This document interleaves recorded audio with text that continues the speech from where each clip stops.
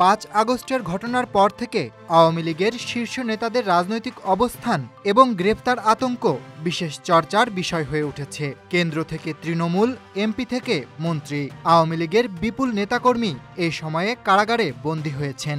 দেশ ছেড়ে পালিয়েছেন কয়েক হাজার নেতাকর্মী, তবে সকলেই পালিয়ে যেতে পারেননি। কেউ আইনশৃঙ্খলা বাহিনীর নজর এড়াতে বিদেশ গেছেন, আবার কেউ অর্থ ও প্রভাব খাটিয়ে নিরাপত্তা সুনিশ্চিত করার চেষ্টা করেছেন। তবু অনেকেই জীবনের ঝুঁকি ও গ্রেফতার হওয়ার আতঙ্কের মধ্যেই এখনও দেশে অবস্থান করছেন। ফরিদপুরের সাবেক সংসদ সদস্য মুজিবুর রহমান চৌধুরী, যিনি নিক্সন চৌধুরী নামে সমাধিক পরিচিত, জনসাধারণের কাছে বিতর্কিত এই নেতার গ্রেফতারের ভুয়া ছবি ভাইরাল হয়। ধারণা করা হচ্ছে নিক্সন চৌধুরী এখনও দেশেই অবস্থান করছেন। তার বড় ভাই মাদারীপুরের টানা 6 বারের সংসদ সদস্য নূরে আলম চৌধুরী লিটনও দেশেই আত্মগোপনে রয়েছেন বলে অনেকেই ধারণা করছেন। কারণ বিদেশে গেলে এতদিনে কোনো না কোনো মাধ্যমে এসে ঠিকই নিজেদের বক্তব্য জানাতেন।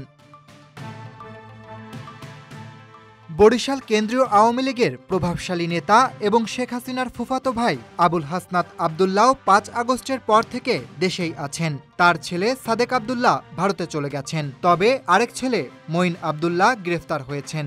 আবুল হাসনাত আবদুল্লাহর ছোট ভাই বরিশাল সিটি কর্পোরেশনের সাবেক মেয়র ক্যান্সার আক্রান্ত আবুল খায়ের আবদুল্লাহ আত্মগোপনে রয়েছেন।